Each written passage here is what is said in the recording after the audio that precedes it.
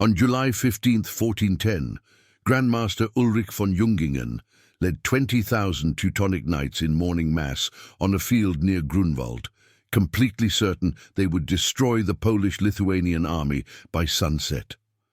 These weren't ordinary soldiers but warrior monks who had conquered Prussia, Estonia and Latvia in the name of Christ, turning the Baltic into their personal crusader state. Their white cloaks with black crosses had been feared for 2 centuries from Russia to Poland. As they sang hymns and received communion, they could see King Władysław II Jagiełło's combined Polish-Lithuanian force of 40,000 men across the field, including pagan Lithuanians they considered subhuman and Orthodox Russians they viewed as heretics. Within 6 hours, the Grandmaster's head would be on a pike, his entire command structure dead, and 20,000 Teutonic knights would be corpses scattered across the largest battlefield medieval Europe had ever seen. This is how the most powerful military order in Christendom was annihilated in a single afternoon. The Teutonic Order had built something unique in medieval Europe, an entire country run by warrior monks. From their capital at Marienburg, the largest brick castle in the world, they controlled Prussia, parts of Poland, Estonia, Latvia, and had influence from the Holy Roman Empire to Russia. Unlike other crusaders who went to Jerusalem, the Teutonic Knights created their own crusader state on Europe's edge, claiming they were converting pagans while actually building a military commercial empire that controlled amber trade, grain exports, and Baltic shipping. They were incredibly wealthy. Their treasury could fund armies larger than most kingdoms. They had the best armor German smiths could produce, the finest war horses money could buy, and a military tradition dating back 200 years. They were, in essence, a nation of professional killers who happened to prey, and by 1410 they had never lost a major battle. King Władysław II Jagiełło of Poland had married Queen Jadwiga to unite Poland with Lithuania, creating Europe's largest kingdom stretching from the Baltic to the Black Sea. But this alliance was fragile. Poland was Catholic, Lithuania had only recently and partially converted from paganism, and many Lithuanian nobles still worshipped the old gods. The Teutonic Knights constantly proclaimed that fighting this unholy alliance was a crusade, attracting knights from across Europe to join their wars. The Polish nobility spoke Latin and wore Western armor, while Lithuanian cavalry still fought in Eastern style with composite bows and lighter armor. Their armies included Orthodox Russians from annexed territories, Muslim Tatars who served as light cavalry, and even Czech mercenaries influenced by Hussite military reforms. It was the most diverse military force medieval Europe had seen, united only by their hatred of the Teutonic Order. The Teutonic army numbered about 27,000, 20,000 Teutonic knights and sergeants in the finest German plate armor, 3,000 secular knights from France, England, Germany and Hungary seeking crusading glory, and 4,000 infantry, including Genoese crossbowmen and artillery specialists. Every Teutonic knight wore a white surcoat with black cross over steel plate armor that could deflect most weapons, carried a lance for the charge, a sword for melee, and a mace for crushing armor. The Polish-Lithuanian force was larger at 40,000, but more varied. 20,000 Polish knights and cavalry in Western-style armor, 11,000 Lithuanians and Russians in lighter Eastern equipment, 2,000 Tatar horse archers with their deadly composite bows, and 7,000 infantry, including Bohemian mercenaries with early firearms. The diversity meant different fighting styles that the Teutonic Knights had never faced simultaneously. The armies met on fields between 3 villages, Grunwald, Polish, Tannenberg, German, and Žalgiris, Lithuanian, names that would echo through centuries. The battlefield was relatively flat farmland bordered by forests and marshes, creating a natural arena about 3 kilometers wide. Small streams cut through the area, and patches of boggy ground would prove fatal for heavy cavalry. Grandmaster Ulrich von Jungingen had chosen this ground carefully, believing the confined space would negate the Polish-Lithuanian numerical advantage and force them into his heavy cavalry killing zone. He ordered ditches dug at key points to break enemy charges and positioned his forces on slightly elevated ground. The July weather was hot and humid, with morning mist giving way to blazing sun that would turn armor into ovens. As dawn broke, both armies deployed in 3 massive divisions called battles.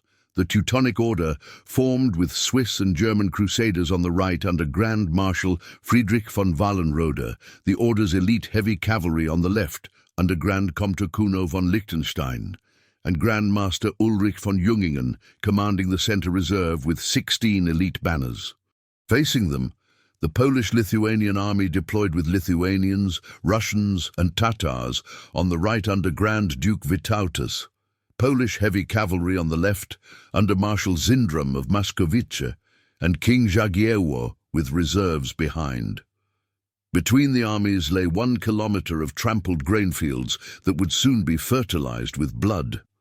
Artillery pieces, still primitive bombards, were positioned by both sides, though they would prove largely ineffective in the battle to come.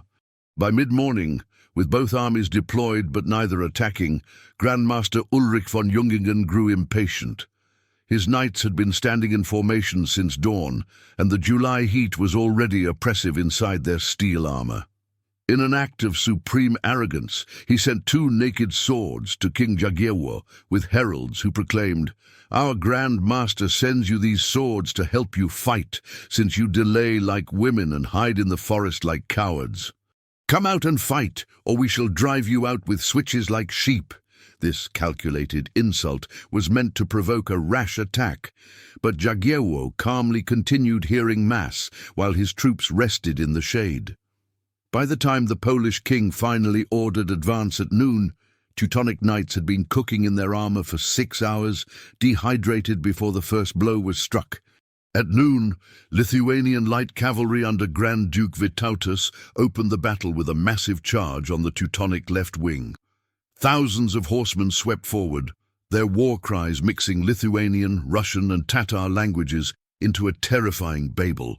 They fired arrows on the move, the Tatars using their composite bows to deadly effect, finding gaps in Teutonic armor at joints and visors.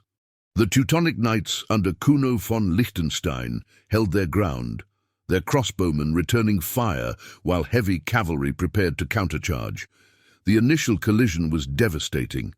Lithuanian light cavalry smashing into Teutonic heavy horse like waves against a cliff. Lances shattered, horses screamed, and men died by the hundreds in the first moments. The lighter Lithuanian forces couldn't break the Teutonic line, but their arrows were taking a toll. After an hour of brutal fighting, the entire Lithuanian right wing suddenly broke and fled. Grand Duke Vytautas himself was seen galloping away with his banner, and thousands of Lithuanian and Russian cavalry streamed off the battlefield in apparent panic. The Teutonic knights, seeing their enemies flee, roared in triumph. Kuno von Liechtenstein couldn't resist. He ordered his entire division to pursue, and thousands of Teutonic knights thundered after the fleeing Lithuanians. Some chronicles claim this was real panic, others insist it was the famous Mongol feigned retreat that Lithuanians had learned fighting on the steppes. What's certain is that a huge portion of the Teutonic army was now chasing enemies away from the main battle, their horses already tired, their formations scattered in the joy of pursuit. As the Teutonic left wing disappeared in pursuit of Lithuanians, the Polish heavy cavalry under Marshal Zindram struck the weakened Teutonic center like Thor's hammer. 20,000 Polish knights, among the most heavily armored warriors in Europe, charged in tight formation called banners, each unit maintaining perfect cohesion. The impact was earthquake violent. Lances punched through armor, horses collided at full gallop, and the Teutonic center buckled under the assault. The Polish were singing Bogurodzica, their ancient war hymn, as they carved into the Teutonic ranks. Grand Marshal Friedrich von Wallenrode tried to wheel his right wing to support the center, but Polish reserves under Crown Prince Władysław moved to block him. The battlefield became a grinding melee where skill mattered less than endurance. Both sides had brought primitive bombards, early cannons that theoretically could break enemy formations. But in the chaos of melee combat, artillery proved nearly useless. The Teutonic bombards, positioned carefully that morning, couldn't fire without hitting their own men locked in combat with Poles. When they did fire, the stone balls often flew high or buried themselves harmlessly in soft ground. One Teutonic cannon exploded, killing its own crew and spreading panic. The Polish artillery fared no better. Their bombards managed perhaps a dozen shots before being overrun by the fluid battle. Medieval warfare's future weapon was still too primitive for Grunwald's reality. The battle would be decided by muscle, steel and blood, not gunpowder. Just as Teutonic knights were celebrating their pursuit of fleeing Lithuanians, disaster struck. The Lithuanian cavalry suddenly wheeled around in perfect coordination, their flight transformed into attack. Worse, fresh Lithuanian reserves that hadn't fled now charged from the forest into the exhausted Teutonic flank. Kuno von Liechtenstein realized too late he'd been deceived.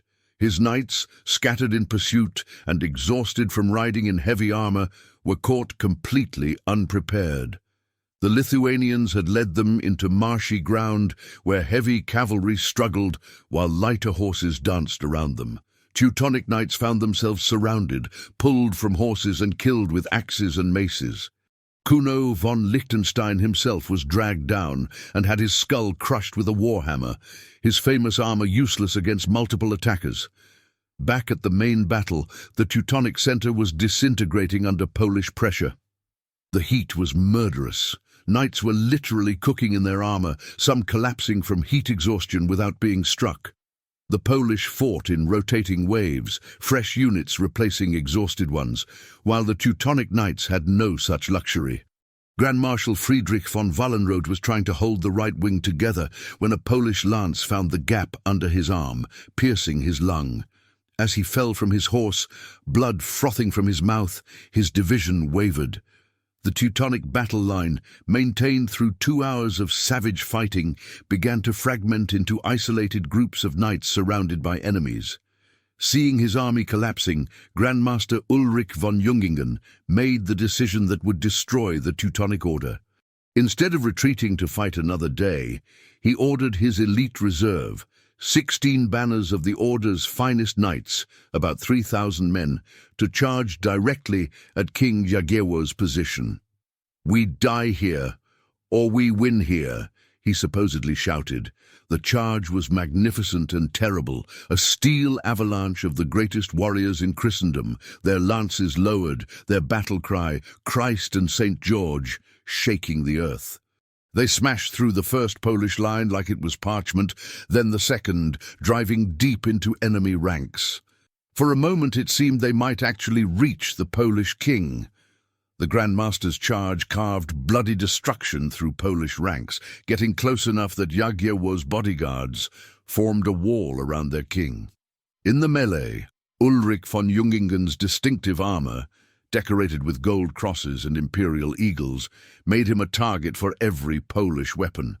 A Polish knight named Dobiesław of Oleśnica allegedly struck the first blow, his sword denting the Grand Master's helmet. As Ulrich turned to face him, a Lithuanian duke named Lingvenis drove a lance through his visor, penetrating his brain. But accounts vary. Some say common soldiers pulled him from his horse and beat him to death with clubs. What's certain is that the Grand Master died surrounded by enemies, his last words reportedly, "Christ, receive my spirit." His death was the signal for general collapse. Within minutes of the Grand Master's death, the entire Teutonic command structure was annihilated in a small area around his fallen banner. Grand Treasurer Thomas von Merheim was found later with 17 wounds. Grand Comteur Marquard von Salzbach had his head split open to the teeth. Marshal of Supply Johann von Schönfeld was trampled by horses after being unhorsed. Konrad von Liechtenstein, brother of Kuno, was killed trying to retrieve the Grandmaster's body. In total, virtually every senior commander of the Teutonic Order died within a circle of perhaps 100 meters. The centralized command that was their strength became their doom. When leadership died together, the army became a headless corpse, thrashing in death throes. As word spread that the Grandmaster was dead, Teutonic resistance collapsed into every man for himself flight. But escape was nearly impossible. The battlefield was surrounded by forests and marshes that became death traps. Knights who reached the marsh brook found its banks too steep for horses in armor. They abandoned their mounts and tried to cross on foot, but 60 pounds of plate armor became anchors, dragging them underwater. Polish and Lithuanian cavalry lined the opposite bank, using lances to push struggling knights back into the water. Hundreds drowned in minutes, their bodies damming the stream until others could walk across on corpses. The marsh grass was so thick with blood it looked like a red lake. Teutonic knights who fled toward the forests found no safety there. Lithuanian light cavalry and Tatar horse archers were perfectly suited for pursuit through woods, while armored knights on tired horses could barely maneuver between trees. The pursuit became a hunt. Tatars used their arrows to cripple horses, bringing down knights who were then finished with axes. Some Teutonic knights tried to surrender, offering ransoms, but in the heat of pursuit, few quarters were given. Polish peasants from nearby villages joined the slaughter with agricultural tools, scythes, hammers, and pitchforks, taking revenge for years of Teutonic oppression. The forest floor became littered with expensive armor and noble corpses. By late afternoon, organized resistance had ended, and the battlefield presented a vision of hell. Bodies were piled so thick that horses had trouble finding clear ground to step. The main killing ground where the Grandmaster fell was literally carpeted with corpses in white cloaks. Observers said it looked like a field of snow stained with red. Wounded men cried for water in multiple languages while looters moved among them, cutting throats and stripping armor. The summer heat accelerated decomposition. The stench of blood, shit, and death was overwhelming. Clouds of flies turned the air black. Crows and ravens gathered in such numbers that the sky darkened. Polish and Lithuanian soldiers systematically checked bodies, ensuring important knights were truly dead. While thousands died, thousands more were captured, and their treatment varied by captor and rank. Noble Teutonic knights who surrendered to Polish nobles could expect honorable captivity and eventual ransom. Those taken by Lithuanians faced uncertain fates. Some Lithuanian nobles were still pagan and reportedly sacrificed prisoners to their gods, though Christian chronicles likely exaggerated this. Common soldiers and sergeants had no ransom value and were either executed or enslaved. Tatars took prisoners as slaves for steppe markets. Some captured knights were forced to walk to Krakow in chains for Jagiełło's triumph. The most valuable prisoner was Casimir of Szczecin, who would spend years in captivity negotiating his ransom. The Polish-Lithuanian army captured trophies that demonstrated victory's completeness. 51 Teutonic Order battle banners were taken, including the Grandmaster's personal standard with the Black Eagle and the Order's sacred banner of St. George. Each captured banner represented an entire unit destroyed. The Grandmaster's body was found among the corpses, identified by his distinctive armor.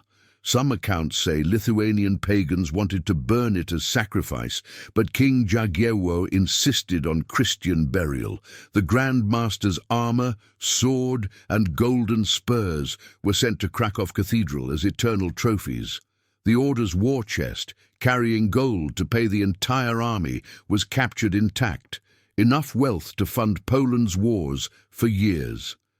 As July 16th dawned, the scale of slaughter became clear. Polish and Lithuanian soldiers spent the entire day just counting and stripping corpses. Of approximately 27,000 Teutonic forces, between 8,000 and 14,000 were dead, including 203 of 250 brother knights present, essentially the Order's entire leadership. Another 14,000 were captured or scattered. The Polish-Lithuanian alliance lost about 4,000 Poles and 8,000 Lithuanians and Russians, heavy losses but replaceable. The sheer density of corpses was unprecedented.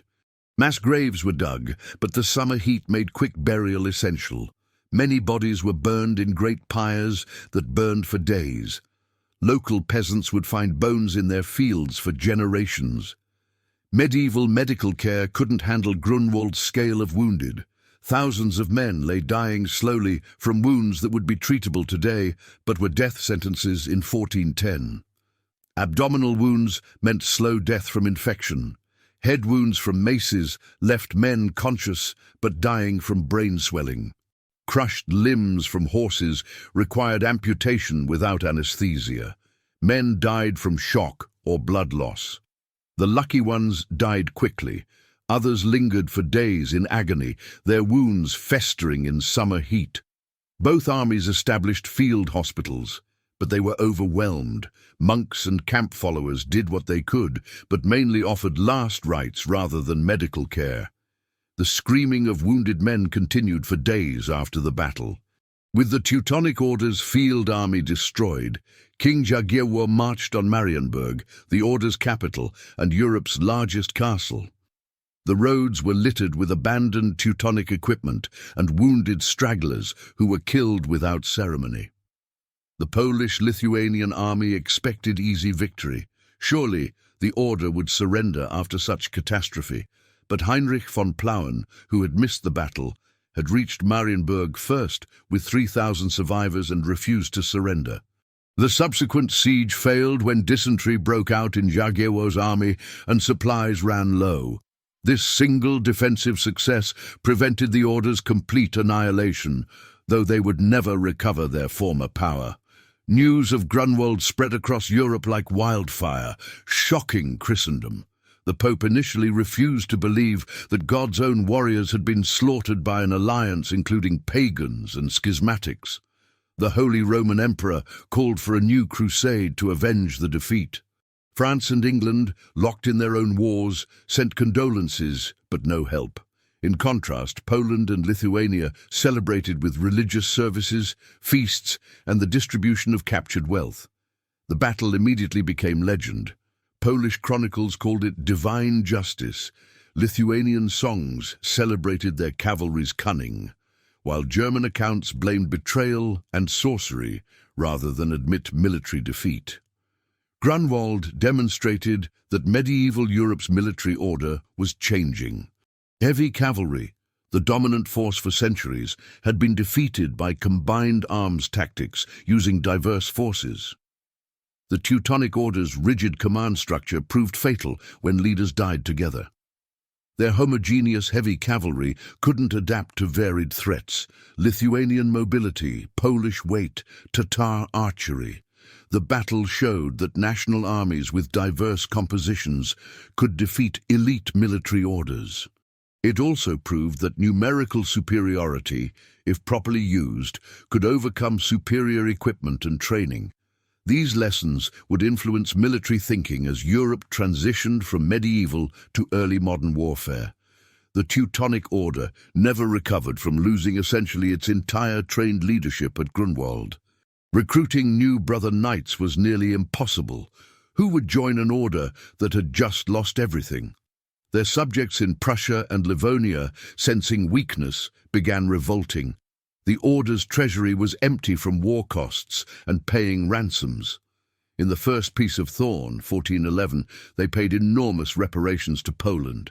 They tried to rebuild, but another disastrous war in 1454-1466 reduced them to Polish vassals. The mighty Crusader state that had terrorized Eastern Europe for 2 centuries limped on until 1525, when the last Grandmaster converted to Protestantism and secularized the Order's remaining territories. Each nation claimed Grunwald for their own mythology. For Poland, it became their greatest military triumph, proof that Polish cavalry and courage could defeat any enemy. Lithuania celebrated it as validation of their tactical superiority and pagan heritage's strength. Germans called it Tannenberg and nursed the defeat as national humiliation requiring revenge. When Hindenburg defeated Russians at the same location in 1914, he deliberately named it Battle of Tannenberg to reverse the medieval loss. Russians emphasized their participation to claim shared glory. The battle became less history than myth, each nation shaping the story to fit their narrative. Today, July 15th is still celebrated in Poland and Lithuania as their greatest medieval victory. Grunwald marked the end of military religious orders as significant European powers. The Teutonic Knights' destruction proved that religious mission couldn't justify territorial expansion indefinitely. National monarchies were replacing international religious orders. Professional national armies were more effective than warrior monks. The age of crusading ideology was ending, replaced by realpolitik, where Catholic Poland allied with pagans to destroy a Catholic military order. Within a century, the Protestant Reformation would make the very concept of crusading orders obsolete. The white cloaks with black crosses that had terrorized Eastern Europe became museum pieces, reminders of an age when men believed God wanted them to conquer in his name. The Battle of Grunwald stands as medieval Europe's largest and most decisive battle. Approximately 70,000 warriors fought, 30,000 died, and European history changed in 6 hours. The Teutonic Order began July 15, 1410, as one of Europe's most powerful military forces, and ended it as a broken remnant that would never recover. Poland-Lithuania emerged as Eastern Europe's dominant power for the next 3 centuries. But beyond geopolitics, Grunwald proved that military reputation, superior equipment, and religious certainty meant nothing against superior numbers properly employed.